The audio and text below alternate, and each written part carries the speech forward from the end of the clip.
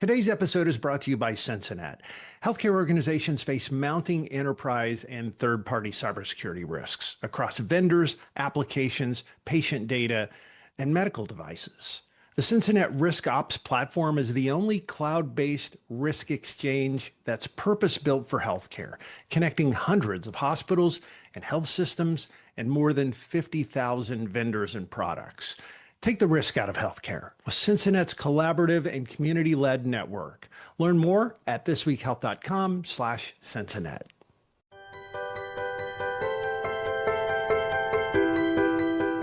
I'm Bill Russell, creator of This Week Health, where our mission is to transform healthcare one connection at a time. This is an executive interview on the Keynote channel. Quick, powerful conversations with leaders driving change. So let's get started. All right, it's an executive interview, and I'm excited today. I'm joined by Ed Gaudet. Ed is are you the founder? You're the CEO. CEO and founder. CEO and founder of Censinet. Yeah. Man, that's exciting. We could spend the whole time just talking about that. What's it like founding a startup in healthcare? It's pretty easy, isn't it? No. Did you go the fundraising route and raise funds along the way? Yeah. I did. I was cordially commanded to go back to work by my wife, who wanted me out of retirement because I was causing trouble. I think we talked about this earlier before we got on. So I was following these guys around again, acting 18 years old. Oh, man. Having a good time. And I'm an options trader. I was trading stock, and I was writing a couple of screenplays. And she was like, you can't do this. Sit at the kitchen table like this. You've been on the road for, all of our marriage, and now you're home, and I don't know what to do with you, and you're causing trouble. And I just talked to somebody about that. I did 1 year where I traveled 42 weeks in 1 year for doing consulting. And then the following year, I think I followed that up with like 30 some odd weeks. And my wife is a saint. It's amazing. I mean, that's really difficult, especially raising kids and stuff. And I remember the following year, I started really focusing in on the local market, and I was home a lot more. And she'd be the first to tell you, she's like, that was a significant adjustment for our marriage. Like, not having you around was an adjustment, but it was probably an easier adjustment than having you around. Even the kids at that point don't really want you around. They've gotten used to. They used to call me the bank. Oh, the bank is home. I'm like, wait, who are you talking about? Is that me? That's like, man.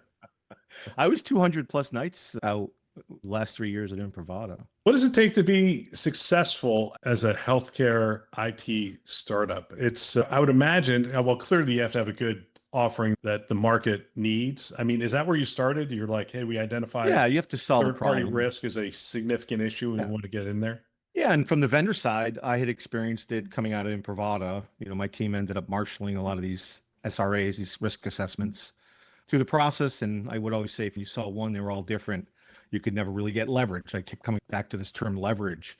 And I reached out to a dozen or so providers I had relationships with, and they also had difficulty with the process. And so we set out to redefine risk management in a way that was community-led and community leveraged. And so we built this network of providers and their ecosystem of third parties to facilitate risk. Our vision is to take risk out of healthcare, Bill. Yeah. And you really have a double-sided market, right? We do. Not only helps the vendor. A true double-sided market, not marketing speak.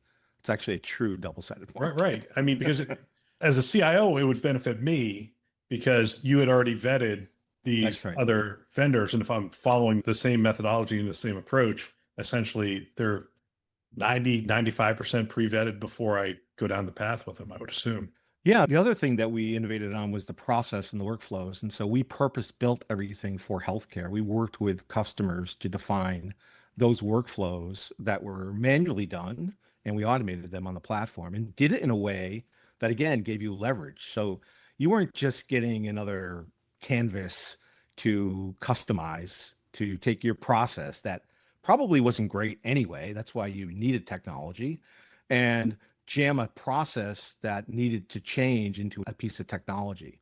So we come to the market with is purpose-built workflows specifically designed with our customers and designed for healthcare, not for horizontal every other industry, and then you customize around that, but specifically for healthcare.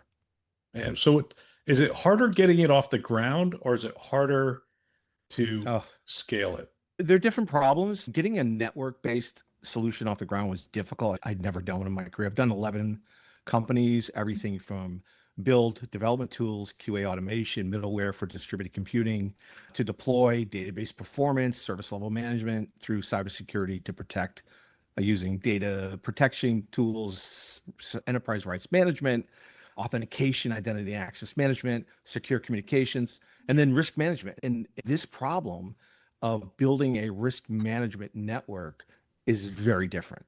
The first problem you have to solve is, what side do you subsidize and what side do you monetize? Because the first question a paying customer will ask you is, well, how many are on the other side? And the answer Right? is And zero. the answer is like two, right? Myself and somebody else. And so you have to figure out strategies to ratchet up the network over time as you're building out your customer base. And it's really hard to do. But then there's plateaus. As a business owner, I know this. There's certain plateaus that you hit that you're like what?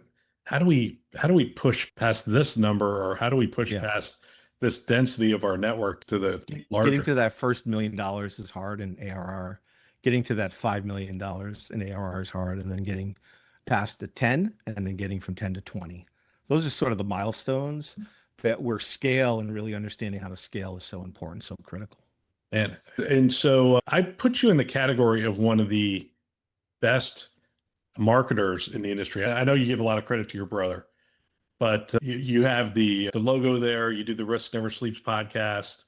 And we talked about this before. Somebody came to me and said, oh, Ed's competing with you. I'm like, there's no competition in podcasting. I mean, we're all serving different markets and we're all doing stuff. And I love the stuff you're doing. And I love your approach to, did you see it as marketing, or did you see it as more like just connecting with your clients and having conversations? Yeah, it was more looking at the overall strategy of building out that community, building out the network, and what can I do? So I have a profit and a philanthropic mission, right? So I obviously want to grow the business. I want it to be profitable, but I also want to give back to the community. And I feel like vendors should have a balanced view of that type of mission strategy, because we serve alongside our customers, and everyone in healthcare. This is what I love about healthcare the most, is that shared mission that you don't have in any other industry, Bill. Like, no mission, no margin, no mission. Like, if we can't help our customers achieve protection goals, cybersecurity goals, reduce risk, and do it economically. I mean, I'm focused on technology, solving problems through technology, but really driving down economics of the solution, creating super significant efficiencies and effectiveness at scale for organizations that have so much risk inherently in them. We do the CISO roundtables, and I can almost tell you what the conversations are going to be, because one of the things we say is, what's a problem or challenge that you're dealing with? And then they talk amongst themselves around those problems. Third-party risk is always number one or two. Third-party risk is a really challenging problem for these health systems to get their arm around. It's like it's not quite whack-a-mole, but I think what it requires is something we're unwilling to do, which is to essentially say, if third parties don't meet this criteria, we're walking away. And we're unwilling to do that and say, look, we've got to find secure partners. We got to find partners that are serious about their security posture and hygiene and all those things, or we can't do business with you because we can't give you the data. I've thought long and hard about this problem, and healthcare leaders need to approach third-party risk and risk management in general the same way they approach clinical care. And it can't be a one and done. It can't be a certificate only approach. It has to be an approach that is led through transformation. The transformation doesn't happen through technology. It happens through leadership. Barry Chaikin just wrote this nice piece on LinkedIn, and he mentioned that. I love that. Technology does not create transformation. Leadership does. And everyone pushes third-party risk down to, to directors of IT or risk management. And those are the folks that do the work, and it needs to go there, but it needs a level of vision and strategy and transformation, because it's different than what we've been doing 20 years ago. It needs to be different than what we've been doing 20 years ago. It can't be a checkbox certificate any longer. And I think they always lean on those. Well, I've got a SOC 2. Well, that's great. By the time the SOC 2 is published, it's already out of date. The technology's probably been through 4 or 5 revisions already, or updates. What are you doing with the inventory that you currently have? as those vendors and products are being AI enabled. If you're waiting for the next SOC 2 in 2 years to get done, you're already at risk. And it's not one or two vendors, it's exponential. I would say 80% of the vendors right now in healthcare that have been part of the inventory for the last couple of years are AI enabled in some way. And healthcare leaders don't even know about it. They're looking at the new things that are coming in the door, which you have to do. It's necessary, but it's not sufficient. We're just scratching the surface of the problem, in my opinion. I want to go in two directions here. One is I want to ask you about budgets, and then the second is I want to ask you about AI. Are we funding in healthcare? This is too broad of a question, but are we funding cybersecurity and privacy and security well enough in our health systems? I mean, and what is well enough? Yeah, it's a great question. And it's never simple. And everybody wants more budget. Everybody wants more than 6% of the IT budget to go to cyber. I realized as I was asking the question, the answer is always, more. Just give us more. We'll take care of it. And it may not be more. It may actually be less. Most people look at one thing when they're trying to solve a problem. But everyone talks about the holy trinity of IT, people, process, technology. But then in practice, when you actually have to go and implement technology, people are pushing their old process. If the technology is not informing the process in a way that actually drives new outcomes, that drives mission critical outcomes, that drives the ability to keep your systems up, forget about breaches. I worry about shutting the system down, diverting care to another hospital that might be that's what we saw last year. I mean, that was serious. Yeah, that's right. That's right. And we've set up all these artificial constraints. Like, for example, Change Health happened because, quite frankly, for a number of reasons. Number one, I remember being at Vive, and I remember when a handful of customers that, came by and were talking about it because it happened during Vive, and they're like, we're good. We don't have a problem. We don't use those products. 3 days later, they're like, oh my God, we use those products. We had no idea we use those products. Right. It's a huge clearinghouse. It became this clearinghouse that was acquired year after year with all of these products and these third parties and supply chain, right? Became constrained, became consolidated. Consolidation is a risk. Many CIOs will say, one of my strategies is consolidation. Okay, that's great. But guess what? You're creating risk in your business by consolidating too. You can't just look at consolidation as an economic benefit. You also have to look at it in the context of the risk you're creating in your organization. Many of the Change Health issues were because they signed exclusivity clauses with Change, and they couldn't build a resiliency or continuity plan that lined up alternative solutions in the event we had a Change debacle, which is what we ended up with. Well, the interesting thing about Change is that the event happens, it's much more broad than we had anticipated. And then we say, okay, here's what we identified. We identified that we had essentially a single point of failure around this clearinghouse, if you will. And, a couple months later, I'm just talking to a couple CIOs. I'm like, are there any more of these that we haven't identified? And they sort of looked at me like, that's a good question. I'm like, yeah, that's right. That's a good question. Like, if I were a CEO or a board member, that's the first question I would have asked the CIO. I'm like, exactly. Well, and I'm not even sure it's just the CIO I would have asked that question to. I would have asked the COO, like, hey, what other things? Because that's a business risk. It's a business risk. It's a clinical risk. And it goes back to my point that cybersecurity, GRC, whatever you want to call it, has got to be thought about strategically, the same way you thought about your clinical adoption, your EMR adoption, right? And you have to look at it with fresh eyes. If you look at it with with what we've done in the past, right? It comes back to a very tactical, very technical problem. And if you live in that world, you're never going to get past yourself. You're always going to stay in that world.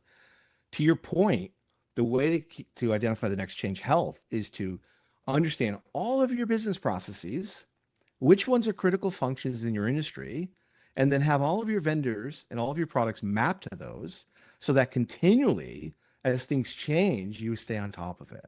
And that's what we've added. That's what we've added as part of our solution, is we take a business process and critical function approach to risk. We look at vendors and products in the context of that ontology of business processes, because every business process today is supported by some type of technology, whether it's a SaaS application, a medical device, a combination of a couple of different things, but it's largely technology based. We live and die based on the technology that's in place today.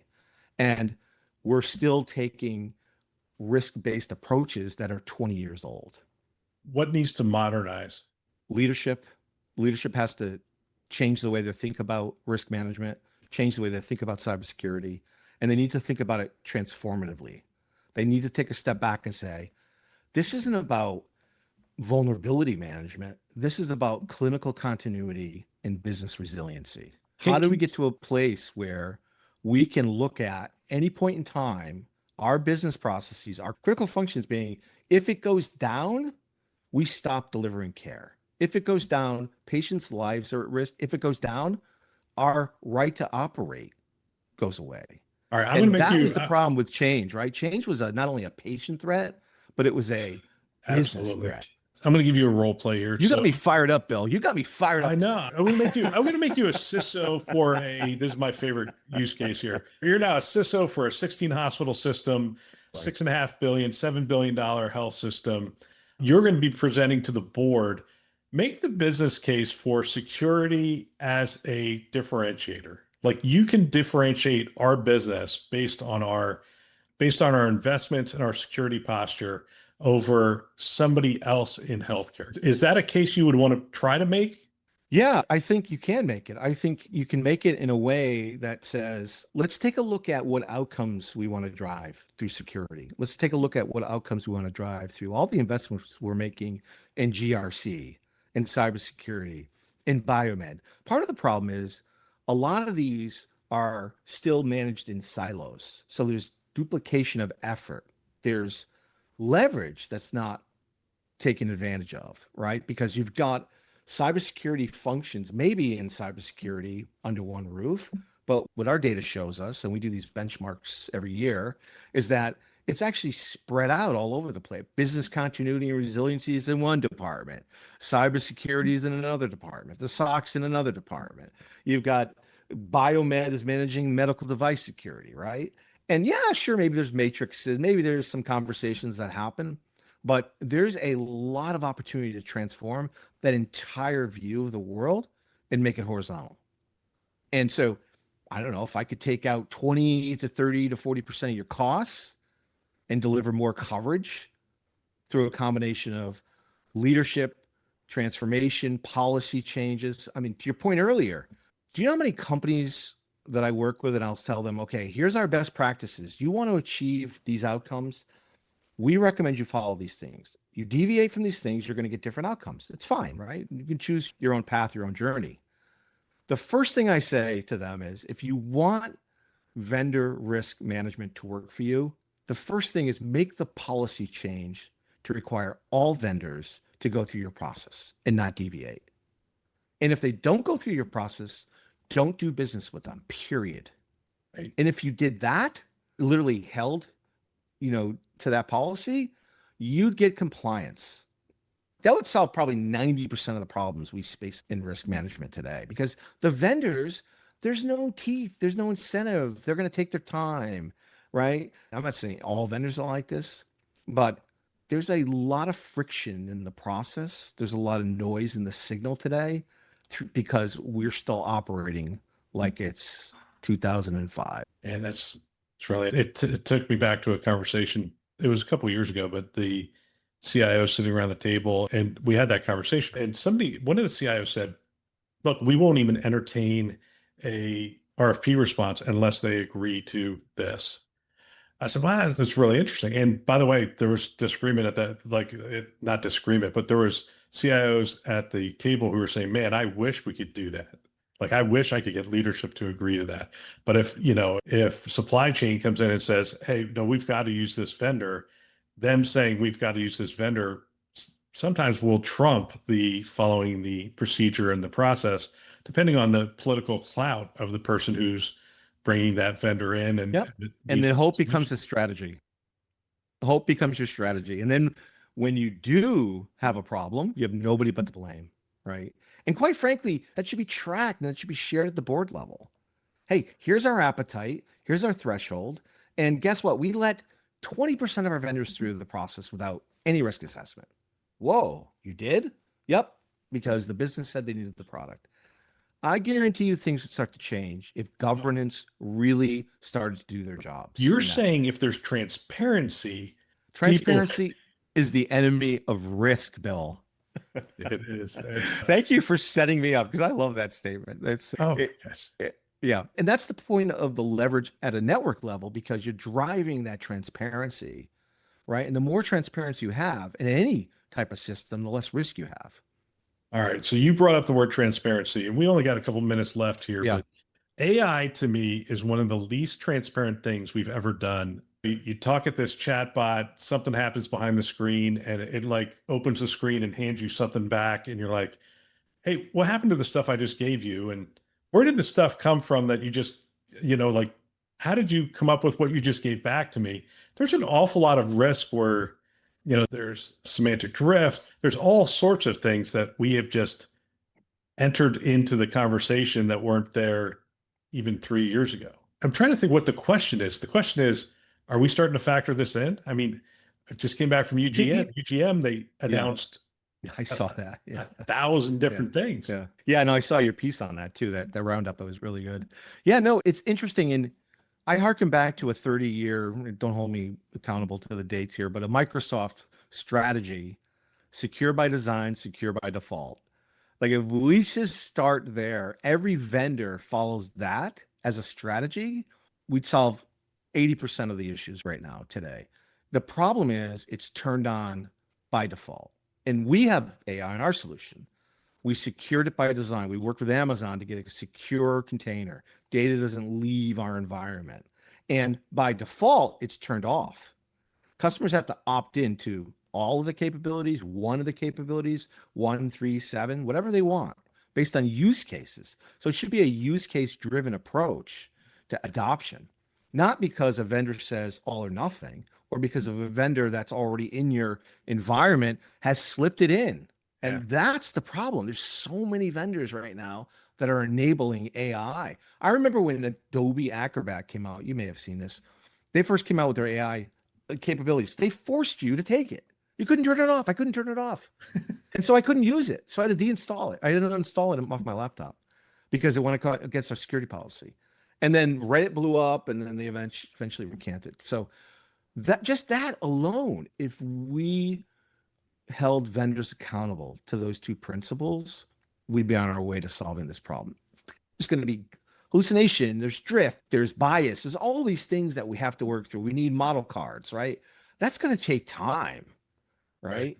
But we should start adopting it in a way that's controlled, in a way that manages risk. We still may be taking on more risk than we'd like, but we definitely should be adopting AI.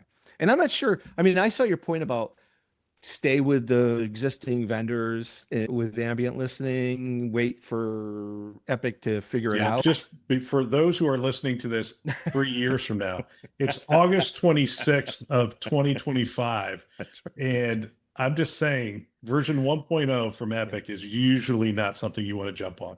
I don't disagree with you. However, I will say this, 2 years into it doesn't mean it's version 4 for these existing vendors either.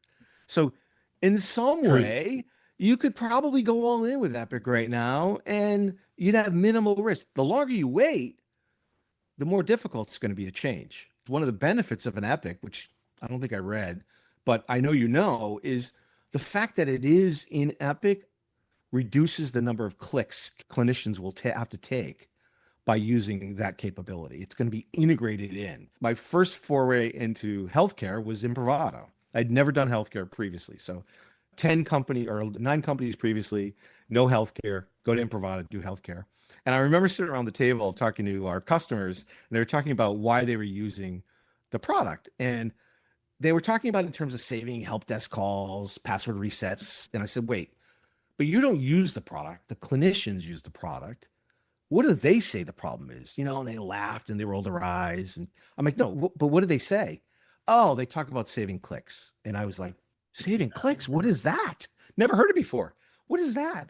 healthcare is so workflow driven, so workflow centric, and so outcome centric. Why aren't we taking the same learnings that we've had for the last decade or so through EMR adoption and then applying them to cybersecurity? Why do we treat cybersecurity like an orphan stepchild?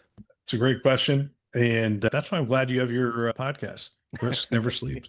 Yeah. So what's the schedule for the podcast coming up? You have Yeah, you asked a question earlier about it. I don't think I answered it, but the reason I did the podcast was because I felt like there was a void in podcasts that focused on the people behind the roles. And to me, authenticity is really important. It's one of our core values. And so I want to get to know the person. I'm interested in their journey from a technology perspective, their strategic initiatives, all those things that matter to my business that we can map to. But I'm really interested in the person's journey. Like, why did they get into healthcare? What have they learned? What's the riskiest thing they've ever done? They're on a desert island. What are the top 5 albums they'd bring with them? What would you bring? what would I bring? 5 Yeah. albums? That's a great question because it tells you a lot about a person. I am extremely eclectic in my music because I'd have some Broadway stuff with me. I'd have some 80s rock stuff with me. 80s rock. Def Leppard? I was more Journey and Styx kind of guy. Oh, it sticks. Nice. Grand Illusion. It would be all over the place, but I like Enya. Now people are laughing, but it's Enya's great. What I have to determine is what mood I'm in today, and that's what music I listen to today. And it's so funny that people would comment on it. You can tell what mood Ed's in based on the music he's playing. If he's playing jazz, don't go in. Do you do bump? I mean, I wanted to do really cool bumper music for the podcast. It's hard to do. Oh, yeah, it is hard to do. Yeah. Would you have something? I went out and got royalty-free stuff, and I've been using it for 8 years now. But there's such every now and then you listen to one of these like real big time podcasts. They must pay the fee to get the ability to use the clips from I don't know, like a Rush clip or something coming into their stuff. And we can't do any of that stuff. That's dangerous. A good friend of mine actually creates his own music. So actually I use a piece of his music in mine. Oh, nice. Yeah. And you have your own personal artist for your show? I do. Yeah. People have to listen to this. Del Piombo. He's great. He's fantastic. That's awesome. Ed, it's great to catch up. We will have to do this again. Likewise. Looking forward to keeping these conversations going, and appreciate you being a partner this year with This Week Health. Yep. See you on the road. Absolutely. Take care. Thanks for joining us for this executive interview on the Keynote channel with me, Bill Russell. Every healthcare leader needs a community they can lean on and learn from. Subscribe at thisweekhealth.com/subscribe and share this conversation with your team. Together, we're transforming healthcare. Thanks for listening. That's all for now.